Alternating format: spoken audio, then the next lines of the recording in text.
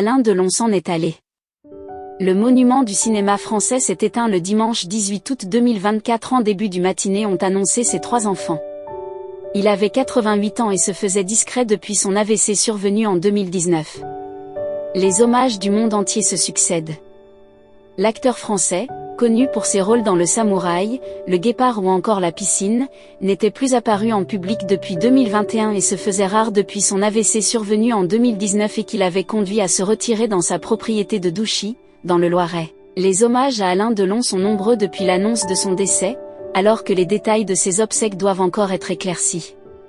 Selon des informations de BFM TV, l'acteur sera enterré aux côtés de ses chiens dans la plus stricte intimité à Douchy, commune du Loiret où il résidait depuis plus de 50 ans, comme il le désirait. Un hommage national ne semble donc pas à l'ordre du jour pour Alain Delon, qui s'était opposé de son vivant à tout type de cérémonie de ce genre. Toutefois, et toujours selon BFM TV, une cérémonie moins solennelle qui permettrait au public de lui rendre un dernier hommage serait à l'étude, à une autre date. À combien s'élève la fortune d'Alain Delon ?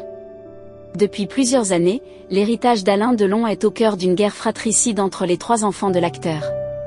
Si personne n'est en mesure de pouvoir établir le montant précis de sa fortune, certains parlant de 50 millions d'euros, quand d'autres l'estiment à 300 millions d'euros, reste qu'Alain Delon laisse derrière lui un héritage colossal. Toujours très bien payé pour ses rôles, les derniers films auxquels il a participé comme Astérix aux Jeux Olympiques lui auraient rapporté un cachet d'1,2 million d'euros. Boîte de nuit, centre équestre, société d'avions. Alain Delon avait également réalisé plusieurs investissements de son vivant, lui permettant de faire fructifier sa fortune. Quoi qu'il en soit, la question liée à l'héritage de l'artiste serait d'ores et déjà réglée.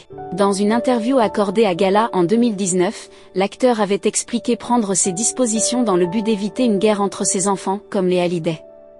Tout sera réglé avant mon décès, que ça plaise ou non, avait-il dit. Alain Delon peut-il être inhumé à Douchy ? De son vivant, Alain Delon avait fait les démarches pour pouvoir être inhumé dans sa résidence de Douchy, dans le Loiret. Il avait engagé en ce sens les démarches administratives, a fait savoir le sous-préfet du département, Christophe Hureau, qui précise que l'acteur avait reçu un accord de principe. Le lieu d'habitation d'Alain Delon ces 50 dernières années dispose en effet de sa propre chapelle. Mais que dit vraiment le droit ? Selon la loi du 15 novembre 1887, toute personne en état de tester peut régler de son vivant les conditions de ses funérailles et peut charger une ou plusieurs personnes de l'exécution de ses dispositions. Sa volonté a la même force qu'une disposition testamentaire relative aux biens. En principe donc rien ne s'oppose à ce que les dernières volontés d'Alain Delon soient respectées.